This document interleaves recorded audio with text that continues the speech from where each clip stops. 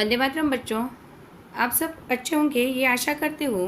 और आज हम कक्षा 8 विषय हिंदी पाठ 13 जहाँ पहिया है भाग 1 के अंतर्गत हमने थोड़ी बहुत जानकारी प्राप्त की थी बच्चों। तो आज हम भाग 2 के अंतर्गत आगे की जानकारी प्राप्त करने की कोशिश करते हैं। पहले पाठ को पढ़ेंगे, फिर समझने की कोशिश करेंगे। इस जिले में साइकिल की धूम मची हुई है। इसकी प्रशिक्षकों में है महिला खेतीहर मजदूर, पत्थर खदानों में मजदूरी करने वाली औरतें और गांव में काम करने वाली नर्सें, बालवाड़ी और आंगनवाड़ी कार्यकर्ता, बेशकीमती पत्थरों को तराशने में लगी औरतें और स्कूल की अध्यापिकाएं भी साइकिल का जमकर इस्तेमाल अर्थात उपयोग कर रही हैं। अभी यहाँ पे देखिए, इस्तेमाल अर्थात उपयोग करना। लेखक बताते हैं कि इस जिले में साइकिल की धूम मची हुई है। जहाँ देखो चारों तरफ साइकिल की ही बातें होती है। स्त्रियाँ पुरुष सब साइकिल चलाते हुए नजर आते हैं। इसको पसंद करने वालों में जो महिलाएं खेतों में काम करती है वो है, पत्थर खदानों में मजदूरी करने वाली औरतें हैं और गाँव में काम करने वाली नर्सें भी, यह सभी शामिल है। बालवाड़ी आंगनवाड़ी कार्यकर्ताएं अब जो बेशकीमती पत्थरों पर अर्थात जो हीरे होते हैं, बेशकीमती पत्थर, उन्हें तराशने का काम करने वाली औरतें और स्कूल में काम करने वाली अध्यापिकाएं भी इस साइकिल का जमकर उपयोग कर रही है। यहाँ पर देखा जा रहा है कि हर वर्ग की स्त्रियाँ, चाहे वो अध्यापिका है, चाहे नर्स है, या फिर खेती में काम करने वाली मजदूर औरत है, या फिर पत्थर की खदानों में काम करने वाली औरत है, या फिर कोई भी औरत क्यों ना हो। देखिए यहाँ पे छोटा से छोटा यानी कि जो भी व्यक्ति है, चाहे वो खेती में काम करने वाला मजदूर हो, चाहे पत्थरों के खदानों में काम करने वाली मजदूर औरतें हो, चाहे बालवाड़ी वाले हो, चाहे आंगनवाड़ी कार्यकर्ता हो, या फिर चाहे स्कूल की अध्यापिकाएं हैं, लेकिन इन सब में हमें एक बात दिखाई दे रही है कि वो क्या कर रहे हैं, जमकर अर्थात बहुत बड़े मात्रा में साइकिल का उपयोग कर रही है और इसी के चलते वो आत्मनिर्भर बन रही है। इसमें उनकी बहुत उन्नति हुई है, उनकी आर्थिक स्थिति भी इसके कारण क्या हो रही है, दिन ब दिन सुधर रही है। ग्राम सेविकाएं और दोपहर का भोजन पहुंचाने वाली औरतें भी पीछे नहीं हैं। सबसे बड़ी संख्या में उन लोगों की है जो अभी नवसाक्षर हुई है। जिस किसी नवसाक्षर अथवा नई साइकिल चलाने वाली महिला से मैंने बातचीत की, उसने साइकिल चलाने और अपनी व्यक्तिगत आज़ादी के बीच एक सीधा संबंध बताया। अब यहाँ पर देखिए कि लेखक हमें बता रहे हैं कि इन सब स्त्रियों के साथ साथ गांव में सेवाएं देने वाली औरतें और दोपहर को ज़रूरतमंदों के लिए भोजन पहुंचाने वाली जो औरतें होती हैं, वो भी इस कार्य में पीछे नहीं है। अब वह भी साइकिल के द्वारा आप अपने काम पर आती जाती नज़र आती हैं। सबसे बड़ी संख्या उन महिलाओं की है जिन्होंने अभी अभी साइकिल चलाना सीखा है। लेखक बता रहे हैं कि जब उनकी नवयुवतियों में से और नई साइकिल चलाने वाली बड़ी उम्र की महिलाओं से बात हुई तो उन्होंने कहा कि अब उन्हें साइकिल चलाने में और अपने व्यक्तिगत आज़ादी में एक संबंध महसूस होता है। अभी आप लोग भी देख रहे हैं कि वो किस प्रकार से अपना काम स्वतंत्रता से पूरा कर रही है। चलिए आगे पढ़ते हैं। साइकिल आंदोलन की एक अगुवा का कहना है, मुख्य बात यह है कि इस आंदोलन ने महिलाओं को बहुत आत्मविश्वास प्रदान किया है। महत्वपूर्ण यह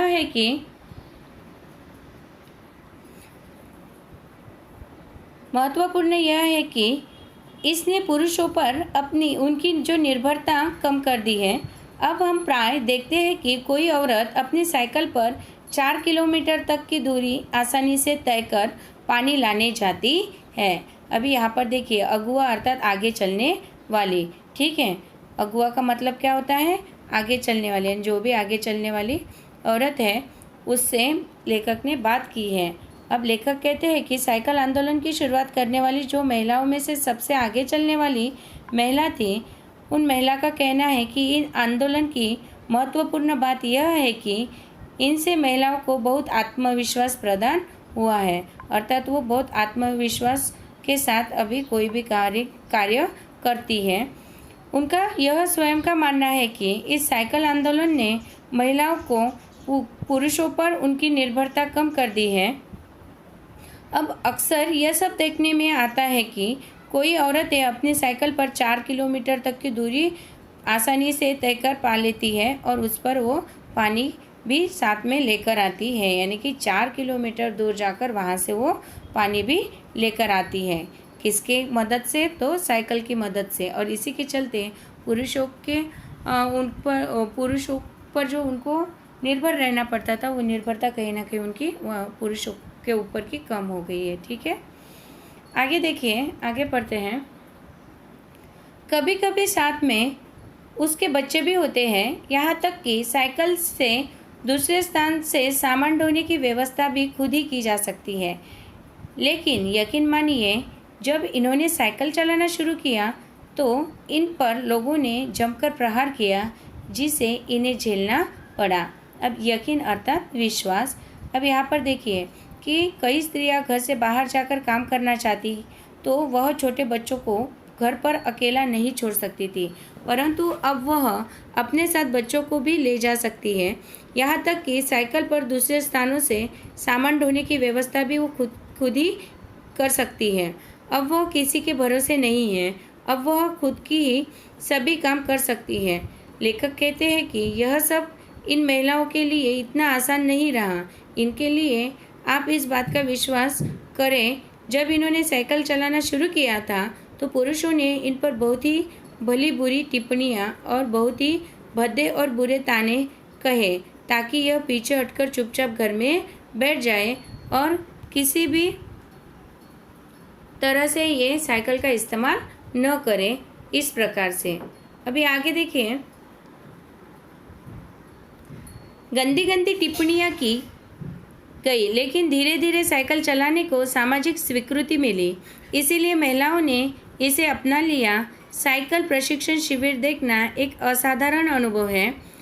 किलाकुर्ची गांव में से सभी साइकिल सीखने वाली महिलाएं रविवार को इकट्ठा हुई थी। साइकिल चलाने के आंदोलन के समर्थन में ऐसे आवेग देखकर कोई भी हैरान हुए बिना नहीं रह सकता। उन्हें इसे सीखना ही है। अभी यहाँ पे आवेग शब्द आया है।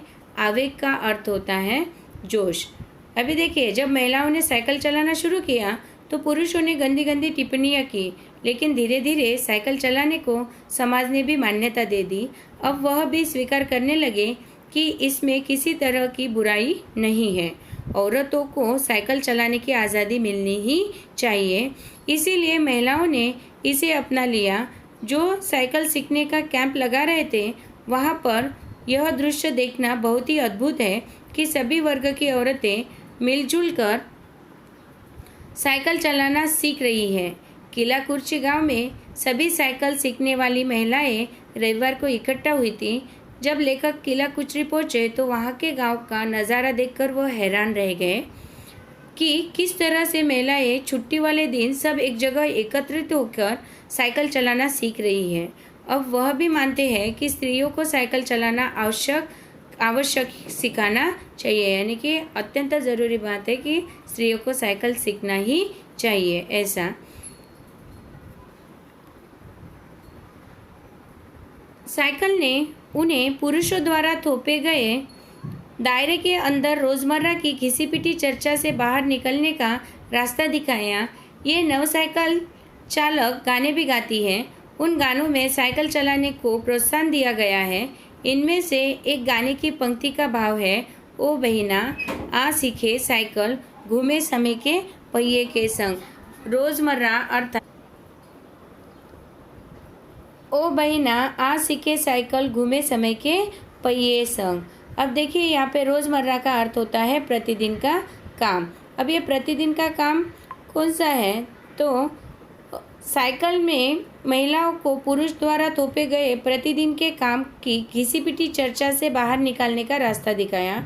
जो नवयुवतियाँ हैं वह साइकिल चलाते हुए अपना मनोरंजन भी करती है। और किसके द्वारा करती है? तो संगीत के द्वारा गाने गाकर वो अपना मनोरंजन करती हैं। और इतना ही नहीं, उन गानों में भी साइकिल चलाने को ही बढ़ावा दिया गया है। इनमें से एक गाने की पंक्ति का जो भाव है तो वो इस प्रकार है कि आओ हम सब महिलाएं इस साइकिल के पहिए के संग दुनिया घूमें और समय के साथ हम चले। ठीक है, आगे देखते हैं।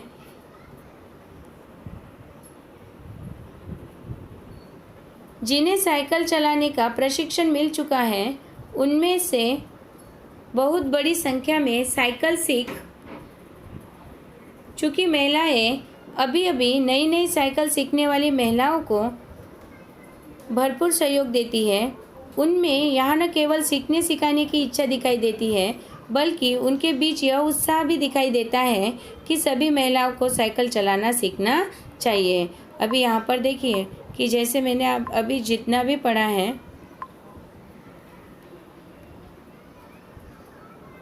अर्थात सीखना।